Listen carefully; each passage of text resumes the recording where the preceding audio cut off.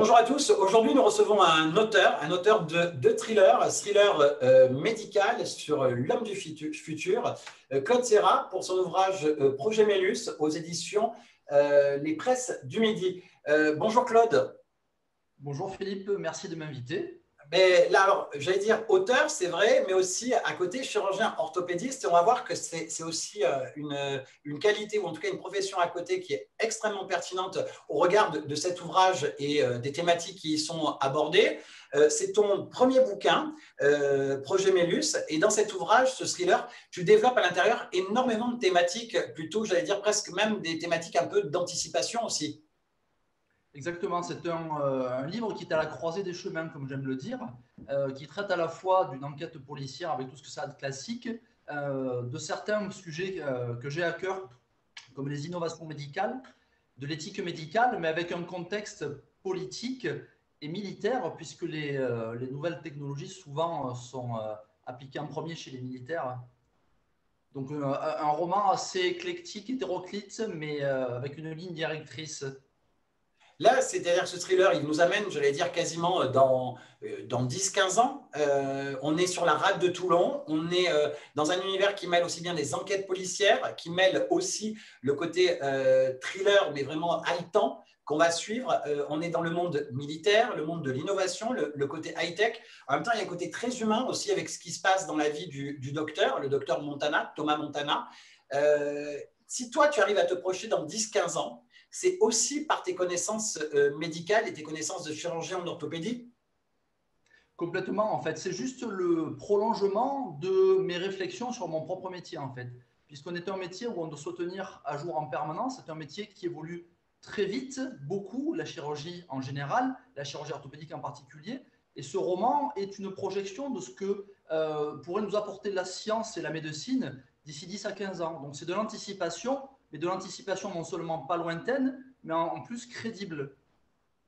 Crédible cette innovation, c'est-à-dire que si on regarde, je veux dire, en plus, si tu fais basculer ça dans la rade de Toulon, c'est un vrai choix aussi par rapport à cette anticipation et par la réalité de finalement ces innovations pourraient peut-être se retrouver là, dans ce monde de la défense et de côté militaire aussi. C'est la réflexion que je me suis faite, puisque les innovations, les ruptures technologiques, classiquement, bénéficient toujours en premier aux militaires. Je cite régulièrement le satellite, le GPS, Internet.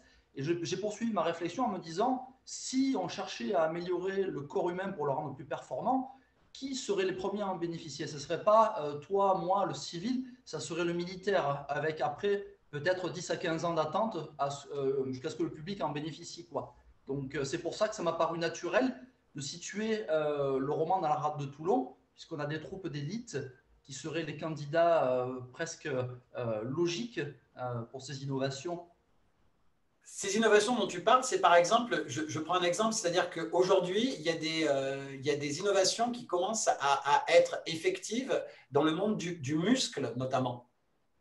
Ouais, exactement, en fait. Le muscle de synthèse, c'est un sujet que les chercheurs développent énormément. En fait, le but est de pouvoir remplacer toute une partie d'un muscle par des fibres artificielles, contractiles comme un muscle. La petite différence, c'est que dans le présent, c'est de la recherche, c'est faisable en laboratoire, mais pas encore implantable dans le corps humain. Et je me suis projeté dans 10 à 15 ans en réfléchissant à ce que ça serait si on devenait capable d'intégrer ce muscle de synthèse à un humain bien vivant. Ce muscle de synthèse, aujourd'hui, il y a des rejets tout simplement de la part du corps, donc automatiquement, c'est pour ça que ce n'est pas possible. Donc si demain, si d'aventure, il n'y avait pas de rejet, qu'est-ce qu'on en ferait? Et c'est là, justement, dans ce bouquin, où on y voit ces innovations qui sont totalement crédibles, potentiellement réalisables, mais derrière aussi, avec pourquoi on utilise ces technologies, c'est aussi, j'allais dire, un versant un peu peut-être politique et, j'allais dire, relations internationales aussi que tu y mets dedans. Exactement, en fait. C'est l'éthique des pays qui fera qu'on utilisera un jour ce genre d'innovation. Pour rendre les gens plus solides, c'est facile, pour justifier d'utiliser les gens plus solides, il faut qu'il y ait un contexte. Et je me suis servi du contexte actuel où on a quand même une menace terroriste qui est prégnante, qui est permanente, en me disant, avoir des gens plus résistants, plus endurants dans l'armée, ça permettrait de mieux se défendre. Et il ne faut pas grand-chose pour que les politiques se saisissent d'innovations qui paraissent dangereuses pour les justifier par le contexte, quoi. Là, Projet Mélius, là on parle de tout cet univers dans lequel tu vas nous embarquer aux éditions Les Presses du Midi. Derrière, il y a aussi beaucoup d'humains à l'intérieur. Parce que toi, en tant que docteur, j'allais dire aujourd'hui chirurgien orthopédiste, c'est-à-dire que tu connais aussi les coulisses de vos professions, c'est-à-dire qu'est-ce qui se passe une fois qu'on tire le rideau du cabinet, qu'est-ce qui se passe quand on n'est plus au bloc. Et là, on a énormément d'humains dans les enquêtes que va mener le docteur, ces enquêtes qui nous trament dans le monde militaire, dans le monde de l'innovation, du high-tech, mais pas seulement. C'est-à-dire que derrière lui aussi, il y a aussi une évolution personnelle aussi qui est dedans et on y met beaucoup d'humains. Exactement, en fait, l'histoire est suivie à l'échelle d'une personne, puisque c'est un médecin qui enquête, un médecin avec un passé douloureux, un passé qui a laissé des traces dans sa vie, qui le guide dans son métier et qui aussi le guide dans sa curiosité d'en savoir plus sur soi et à quoi il est confronté. Et c'est vrai que les retours que me font les gens, c'est que ce côté, le médecin, une fois qu'il a quitté sa blouse blanche, est assez intéressant puisque on a une vie derrière, une vie personnelle, on a des affects, on a un passé. Et j'ai essayé de mêler un petit peu tout ça à la trame policière et la trame technologique. Tu as réussi à faire ça aussi pour un détail, c'est-à-dire que j'ai envie d'ouvrir une parenthèse. C'est vrai que vous, les médecins, que ce soit dans vos cabinets ou au bloc, etc., on attend de vous finalement beaucoup de bienveillance, d'empathie, de présence, de sérieux. Vous devez rassurer, vous devez être crédible et vous devez être aussi performant et surtout compétent dans votre domaine. Mais derrière, c'est-à-dire que quand on baisse le rideau, je veux dire, vous n'en restez pas moins humain. Vous avez peut-être besoin aussi qu'on se soucie de vous, d'être rassuré, de bienveillance et autres. Et c'est cet humain-là qu'on va y retrouver de ce docteur et des questions qui se posent à titre personnel. Le fait que ça se passe dans la rade de Toulon, c'est parce que tu connais bien le secteur, tu es ici, tu es dans les parages, mais tu es originaire de Marseille, je crois.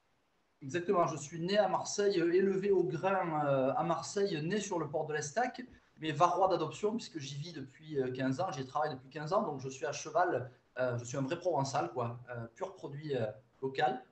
Et c'est vrai que c'était aussi cet attrait personnel qui m'a fait situer le roman ici, outre le côté militaire, quoi. Derrière, on parle du fait que tu sois orthopédiste, mais derrière surtout, c'est-à-dire que toi, la passion de la littérature, elle est là depuis toujours. J'ai toujours écrit, je suis un littéraire à la base. Il y a le métier en plus, mais en parallèle, j'ai toujours écrit des blogs, écrit sur des papiers, des bouts de papier, des histoires qui me venaient, jusqu'à ce que j'ai le courage, ou en tout cas la force de caractère pour aller jusqu'au bout du projet, quoi. Mais ça a toujours été présent en moi, la littérature. Là, tu dois être ravi parce que le bouquin est sorti là fin 2020 et déjà, il y a pas mal d'ouvrages qui ont été vendus. Hein. Tu es quasiment bientôt à 1000 exemplaires en très peu de temps pour quelqu'un qui a pas de passé professionnel en tant qu'auteur. Il n'y a pas eu de réelle publicité non plus. C'est vraiment le bouche à oreille et tu as déjà, il n'y a pas eu de salon professionnel où tu as pu rencontrer les lecteurs, il n'y a pas eu tout ça, il n'y a pas eu de dédicaces et autres et autres. Donc, c'est-à-dire que c'est vraiment le bouche à oreille qui a déjà bien fonctionné et tu as déjà énormément de retours de ces lecteurs et sur l'idée que c'est un patch turner aussi. Exactement, en fait, malgré le contexte, malgré l'impossibilité de rencontrer les gens physiquement, de faire des séances de dédicaces, le livre se vend bien, très bien même, et j'ai beaucoup de retours de patients via ma page Facebook, ma messagerie, de gens qui me disent avoir du mal à décrocher.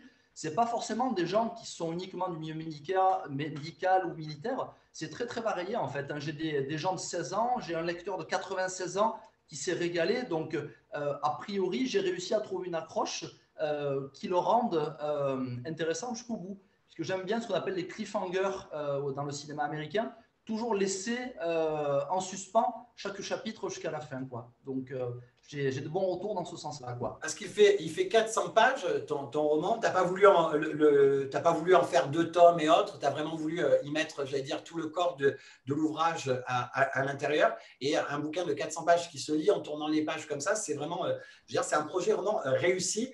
Et je rappelle, c'est quand même un thriller, c'est-à-dire, comme tu l'as dit, c'est ce côté un peu haletant qu'on va suivre, c'est-à-dire qu'on ne lâche pas la page parce qu'on a toujours une nouvelle intrigue, un nouveau fait, quelque chose à chaque fois de nouveau qui nous amène à toujours aller j'allais dire, d'une page à l'autre. Mais derrière, au fond, à titre personnel, c'est aussi pour toi, je veux dire, si tu amènes cette anticipation, si tu amènes cet univers-là, c'est parce que tu t'interroges aussi sur l'innovation médicale quand même.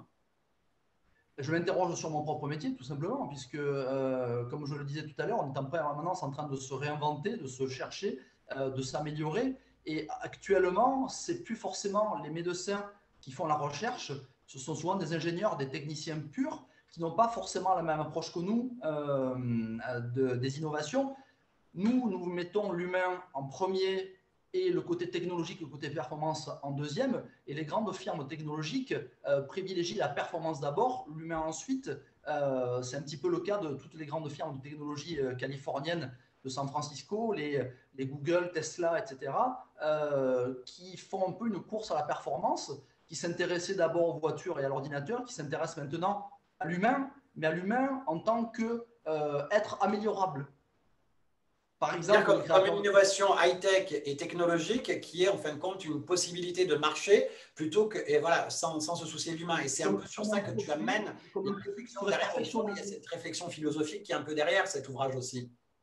Exactement, comme si nous étions des iPhones dont on pourrait faire sortir des versions améliorées, remises à jour, plus performantes. Et c'est cette rupture éthique entre le primat de l'être humain d'un côté et le primat de la performance et de l'amélioration de l'autre, quoi. Et je voulais un petit peu développer ça.